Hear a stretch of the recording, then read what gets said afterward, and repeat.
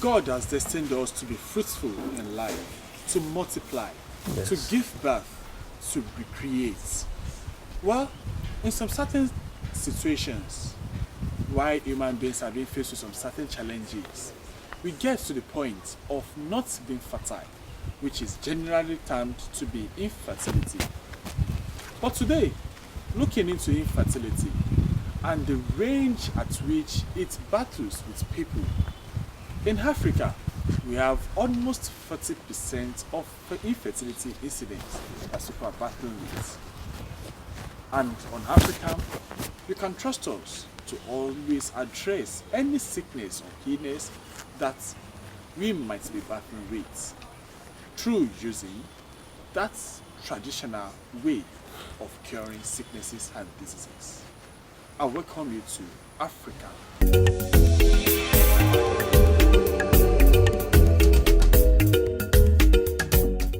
With me on Africam, I have with me Professor Moses Adeniji, retired but not tired. When I say he's not tired, he has had thousands of people that he has treated. And when it comes to infertility, well, we cannot count the numbers of people that have benefited from him.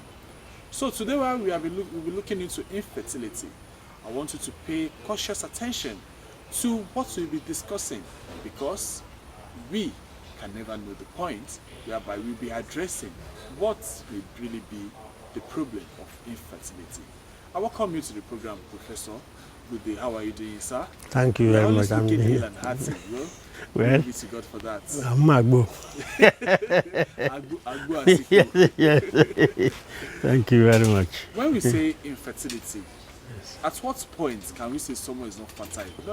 Not using the language not fertile, because God designed us to be fertile. Yes. But at what point do we get ourselves not to be able to bear children? At what point do we say that? Well, to obtain children, to get children, it involves the man and the woman.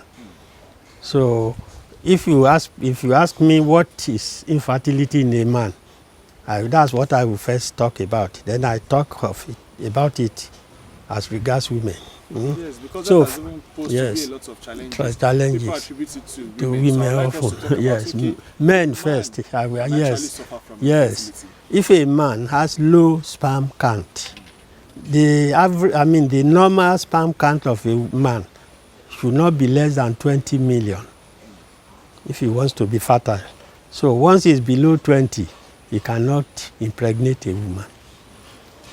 And what causes infertility? Is that sort of infertility, low sperm count in a man. Because God made us to have adequate sperm count.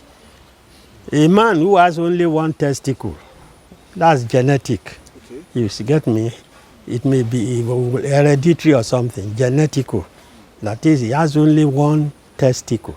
Because sperms are produced by the testicle.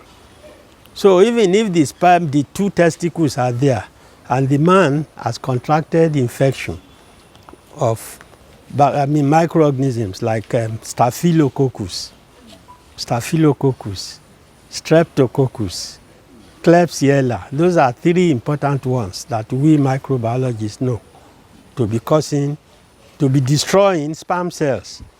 When the thing enters our body, it will go through the blood into the testicle and start destroying the sperm cells that will become sperms. So in the end, the sperm may even be nothing there, or it may be low. If there is no sperm at all, we regard it as azoospermia. If it has little but not up to 20 million, we call it oligospermia. But at that point whereby we say there is no sperm, does that mean that when a man has sex, that will not ejaculate? He can still ejaculate, but he will only be discharging watery semen.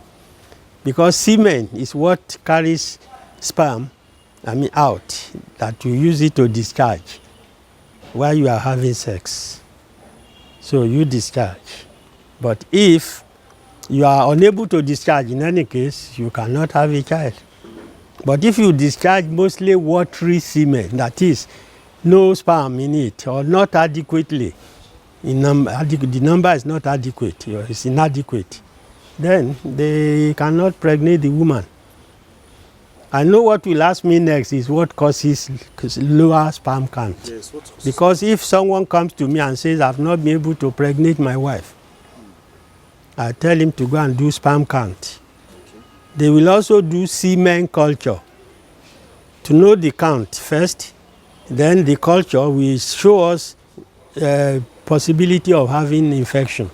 Okay. So if there is infection there, I must treat the infection first. Okay. That is, fight the organism that is causing the low sperm count. Then he can produce. He can produce normal sperm count in normal quantity to be able to pregnate woman.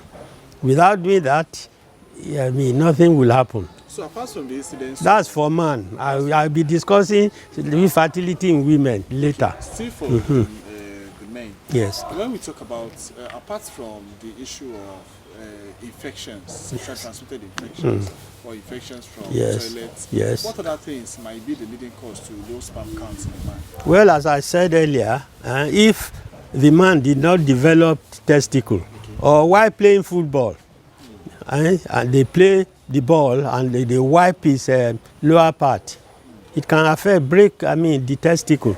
And that's why when they want to play foul very close to the goal, you see all the people who are defending the goal, they cover their private part. They protect their future. Thank you. Because if they kick a ball and they wipe it against his organ, it will result in low sperm count because the testicle will not be able to produce adequate sperm. So that's to answer your question. Just yes, causes. Then another cause, I've said infection. This infection can be contracted in the toilet. So I will advise even every man watching this program that when you go to the toilet, either to urinate or to pass feces, we urinate, at times our penis can rise and touch that front part. If someone with infection had just urinated and there's not enough water to flush the toilet, and you go there, you don't cover, your penis rises and touches the front, then you've contracted the infection. And that's the way many people get infected. But another very important way is when people are having indiscriminate sex. I'm not saying only prostitutes, even women generally who may have indiscriminate sex, men who have staphylococcus, streptococcus, and the other organism, will introduce it into their private part. Another man who comes to have sex with the same woman will also contact it. And that's why sex should not be indiscriminate. Then the toilet one is very important because many people contact this thing from the toilet. When you go to the toilet, you carelessly allow your penis to touch the front, that I've said, of the toilet, into which someone with infection has just urinated, and there's not enough water to flush the toilet. Then you are likely to contact it if your penis touches the front of the toilet. So those are ways in which you can contact our women. Yes. At what point do we say that they are not fertile? Yes, if a woman is unable to menstruate at all, I will tell you later what causes irregular menstruation. We say it's irregular. If menstruation does not last more than 2 days, it is irregular. If it's lasting too long, whereby the woman is losing a lot of blood, that is more than 5, 6, or 7 days, it becomes also irregular.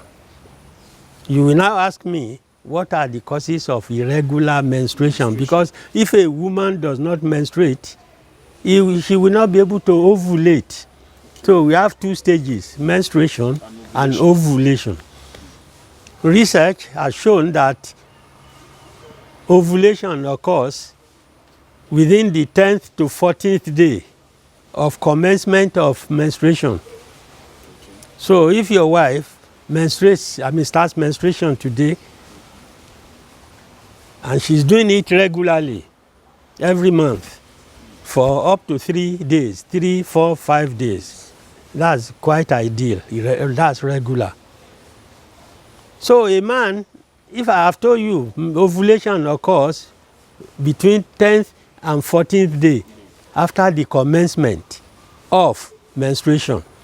So I want people to note this, because most people will start having sex between immediately the woman finishes menstruation and no ovulation yet, and you are looking for a child. So you will not get child. Assuming today is the first of yes months. of month, yes. So that means the very first 5 days, and if a woman should start menstruating from the very first day of the month, yes, that means the very first 5 days, yes, we take it for menstruation in normal menstruation. Yes, yes. That is from the first to the fifth day.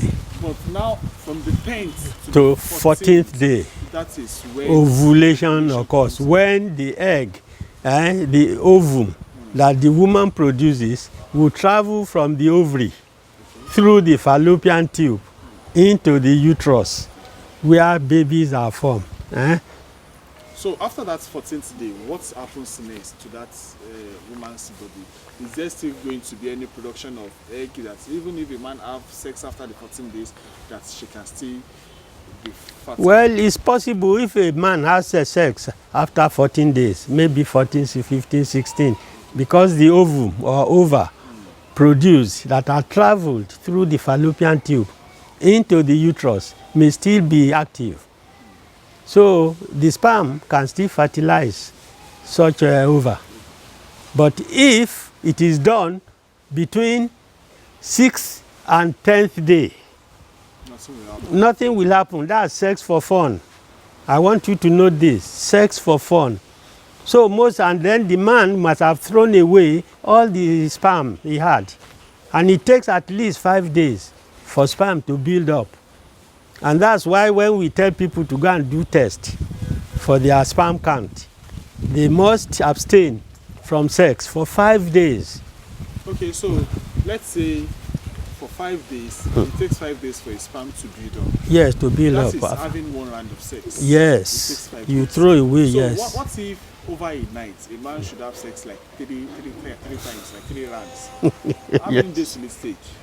Well, really, I don't know why even a man who has his wife always sleeping with him on the bed should be doing more than 1 round at night. And yes, so especially you young people, you like doing that, thinking that you are having fun, okay?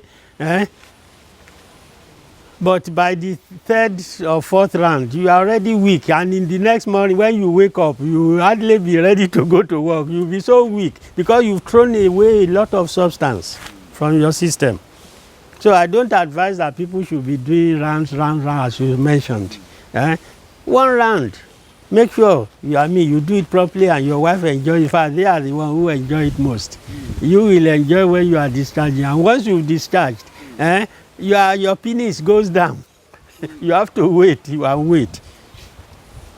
So a man like me, for example, I cannot say I must do 2 rounds now. I just kill myself. What am I doing that for? So there's no need wasting the substance. Yes. But after the 15 days that you said, a man can still pregnate. So it's still possible. But the best time is between 10th and 14th day. So what I'll advise men who are looking for children is to do it middle of ovulation period, which is about the 12th day. So what I'm saying in effect is that a man should be patient. Immediately the woman says, oh, my menstruation has started today, you should put down the date. Count 12 days at least before you have sex with your wife. Then you are likely to get a child. So irregular menstruation, I know you will want to ask me what causes irregular, because many women suffer from irregular menstruation. Yes, this is often due to hormonal imbalance. We men, we need testosterone. That's for men. If your testosterone is low, then you cannot get adequate sperm or adequate in number. and strong strength too, because there must be motility, good motility for the sperm to move and fertilize the ovum in the uterus. But for women, the causes of irregular menstruation stem from hormonal imbalance of the hormones. Women produce about 4 to 5 hormones: progesterone, estrogen, prolactin, and follicular stimulating hormone.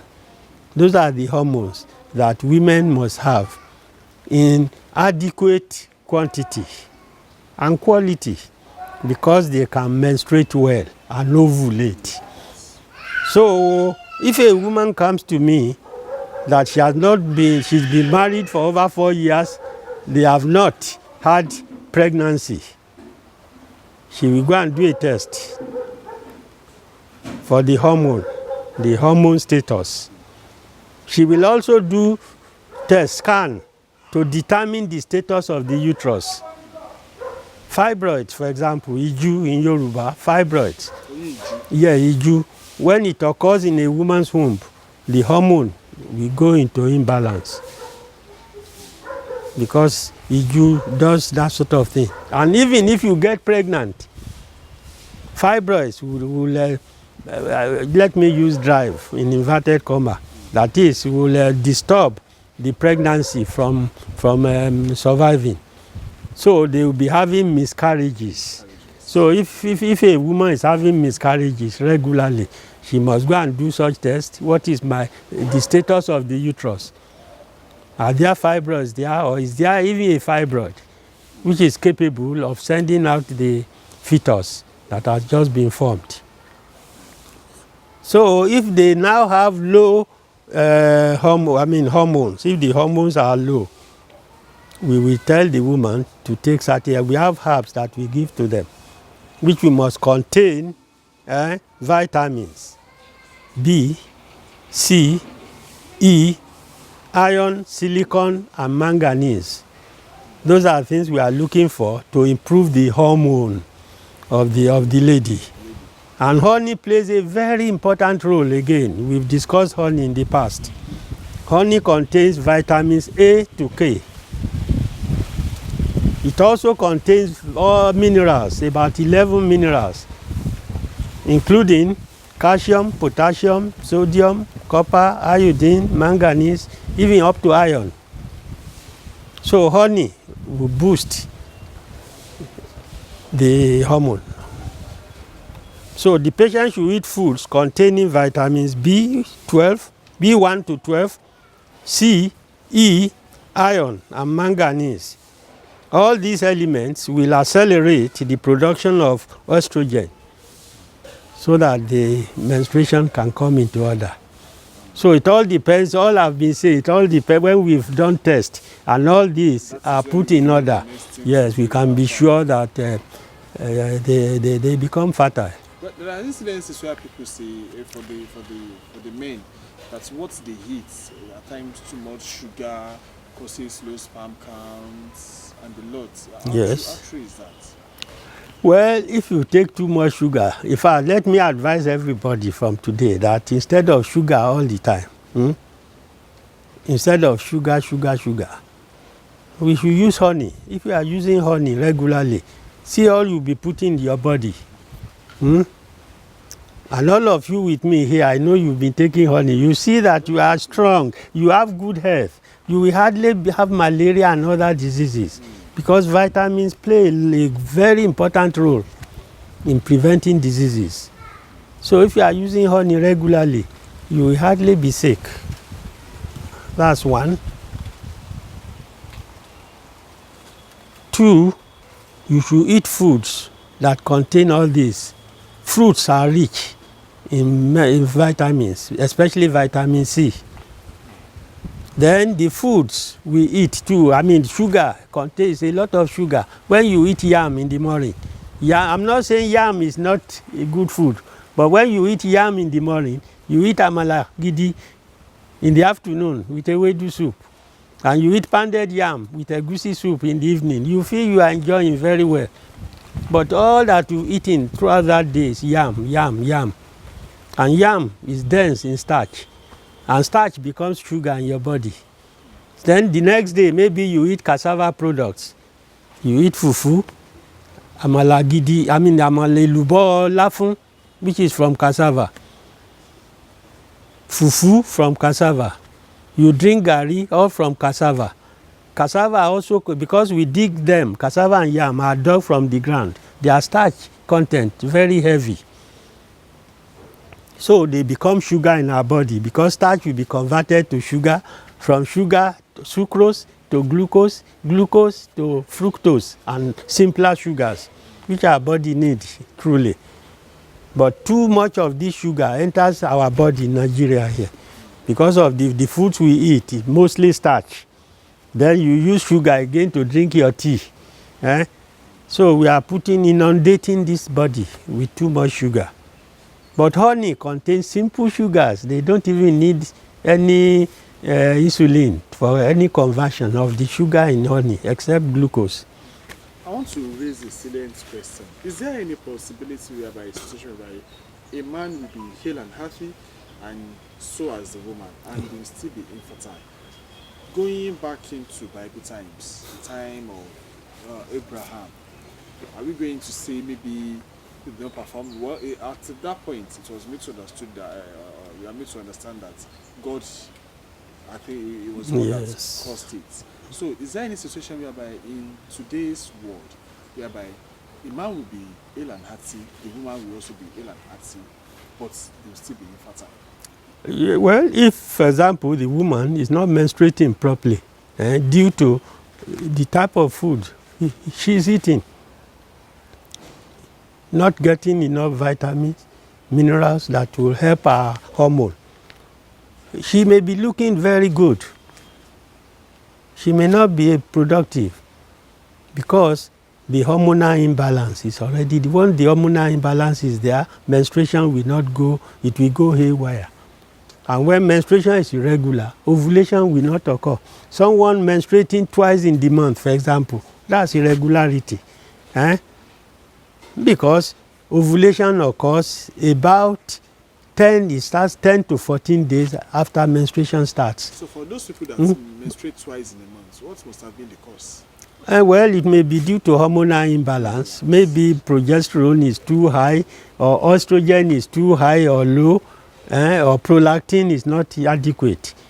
So to put them into adequacy, they have to take foods containing all the vitamins I've been mentioning. Honey contributes a lot to the treatment. Okay, taking it personal to you. Bee honey, I mean. When I say honey, it's not just sugarcane honey. It is bee honey.